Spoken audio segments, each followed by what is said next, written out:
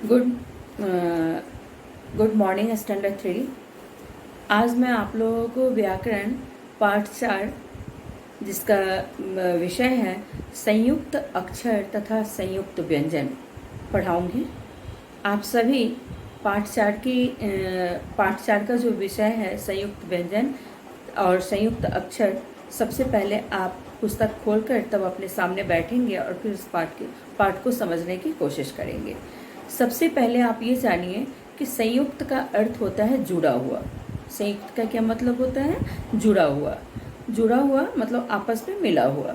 जब दो व्यंजन आपस में मिलते हैं तो एक नया व्यंजन या वर्ण बन जाता है, उसे हम संयुक्त व्यंजन कहते हैं, संयुक्त अक्षर कहते हैं। जब दो व्यंजन आपस में जुड़ जाता है, आपस में मिल जाता है, तो इससे नया व्यंजन या वर्ण बनता है, उसे हम क्या कहते हैं? संयुक्त अक्षर कहते हैं। संयुक्त अक्षर के बारे में आप पिछली कक्षाओं में भी पढ़ चुके हैं, जैसे त्र, छ, त्र, ज्ञ और स्र। ये 4 जो व्यंजन है उसे हम संयुक्त व्यंजन कहते हैं। संयुक्त क्यों कहते हैं? क्योंकि ये दो व्यंजनों के मेल से बना है, दो व्यंजनों को जोड़कर बना है। छ में क हलंत जोड़ श छ बनता है। क हलंत जोड़ श क्या बनता है? छ बनता है। त हलंत जोड़ र त्र बनता है। श हलंत जोड़ र श्र बनता है। और ज हलंत जोड़ य च छ ज है य वाला जो य होता है, तो ज हलंत जोड़ य ये क्या बनता है? ज्ञ बनता है।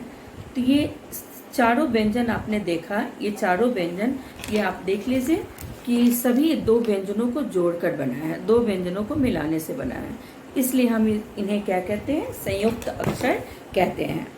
कई संयुक्त अक्षर जान गए, जब दो व्यंजनों के मेल से नया व्यंजन बनता है या नया वर्ण बनता है, उन्हें हम क्या कहते हैं? संयुक्त अक्षर या संयुक्त व्यंजन कहते हैं।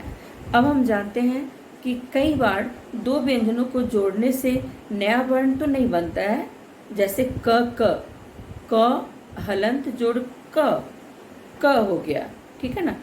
त हलंत जोड़ त हो गया, तो इससे नया वर्ण तो नहीं बनता है, नया व्यंजन तो नहीं बनता है, लेकिन उसमें पहले वाले व्यंजन को आधा लिखा जाता है।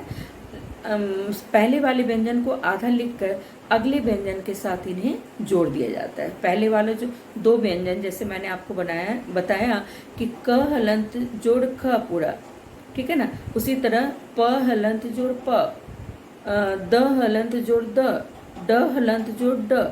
तो ड हलंत क्यों लगाया? क्योंकि ये आधा है। तो जब आधा है मतलब स्वर रहित है, इनमें स्वर मिला हुआ नहीं है।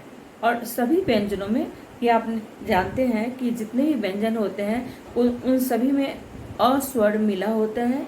अगर अस्वर नहीं मिला हो तो उनका उच्चारण नहीं किया जा सकता है, उनके नीचे क्या लग जाता है? हलंत लग जाता है। इन्हें हम स्वर रहित व्यंजन कहते हैं। अब देखिए आप, हाँ, तो इन्हें हम क्या कहते हैं? तो इनके साथ व्यंजन के साथ जोड़ दिया जाता है, तब उसे हम क्या कहते हैं? संयुक्त व्यंजन कहते हैं। संयुक्त अक्षर, जब दो व्यंजनों के मेल से नया वर्ण या व्यंजन बनता है, उन्हें हम संयुक्त अक्षर कहते हैं। लेकिन जब दो समान व्यंजन आपस में मिले और एक आपस में मिलकर वो नया नहीं बनता है, बल्कि अगले व्यंजन के साथ वो नए शब्दों का निर्माण करता है, तब उन्हें हम संयुक्त व्यंजन कहते हैं, ठीक है। ये दो संयुक्त व्यंजन कहते हैं। जैसे च हलंत जोड़ च, ये हो गया च। जैसे बच्चा, ब आधा च कर चा बच्चा। कच्चा, क आधा च कर चा कच्चा। स च आधा च कर चा सच्चा, ठीक है ना। इन सभी में देखिए एक में जो पहले वाला च है उनमें हलंत लगा हुआ है, और दूसरे वाला च में पूरा च है। तो पूरा च है का मतलब इनमें स्वर अ मिला हुआ है, लेकिन जिसमें हलंत लगा है उसमें स्वर अ नहीं मिला हुआ है। उसी तरह आगे का जो वर्ण है श हलंत जोड़ त, ये हो जाएगा स्त। जैसे अस्त, अ आधा स त अस्त। बस्ता, ब आधा स त करता बस्ता। नाश नाश ये सस्ता, स आधा स आधा श त करता, इसको हम शत संयुक्त आकार भी बोलते हैं। सच्चा में ब च संयुक्त आकार बच्चा। उसी तरह सच्चा स च संयुक्त आकार सच्चा। बस्ता ब शत संयुक्त आकार बस्ता। सस्ता स शत संयुक्त आकार सस्ता। ठीक है ना। फिर आगे का वर्ण देखिए, आगे की जो व्यंजन है, एक व्यंजन ड में हलंत लगा हुआ है और दूसरा ड पूरा है। तो आगे का जो इससे नया शब्द बनेगा वो हो जाएगा लड्डू। तो लड्डू में ल, ड में हलंत ड दीर्घ का डू, लड्डू। अड्डा अ ड हलंत ड कर डा, अड्डा। ठीक है ना। अब है ब हलंत जोड़ ब, तो इससे नया शब्द जो बनेगा वो बन जाएगा गुब्बारा। गहरसु कर गु, ब संयुक्त आकार, ब कर बा, रा कर रा, गुब्बारा। धब्बा ध ब संयुक्त आकार, बा, धब्बा। ठीक है। 90 न ब संयुक्त एक एक ले पर एकार, 90। उसी तरह क स्वर रहित और क स्वर सहित, एक क में हलंत लगा हुआ है और दूसरे क में हलंत नहीं लगा हुआ है।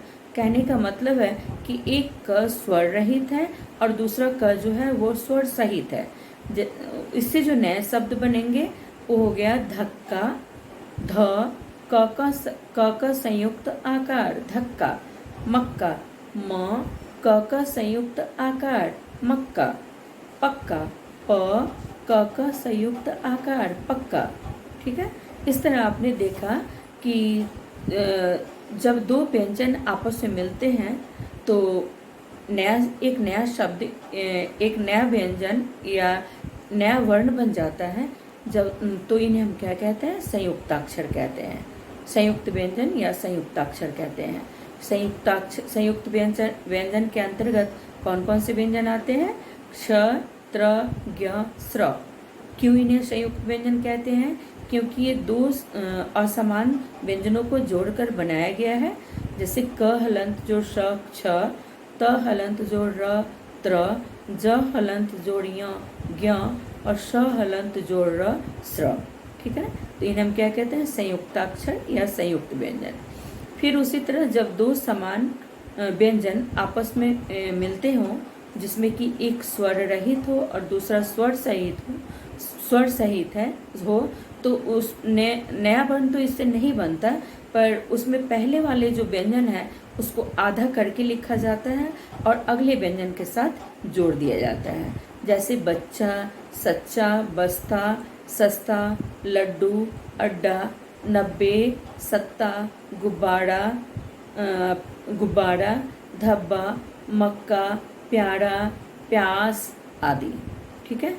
तो सबसे पहले आप इस पाठ को अच्छे से पढ़ेंगे और अब तक हमने जो सीखा है उसको भी लिखकर याद करेंगे। ठीक है। और फिर जितने भी प्रश्न उत्तर है उसको सही तरीके से अपने व्याकरण की कॉपी में पूरा करेंगे। Thank you class.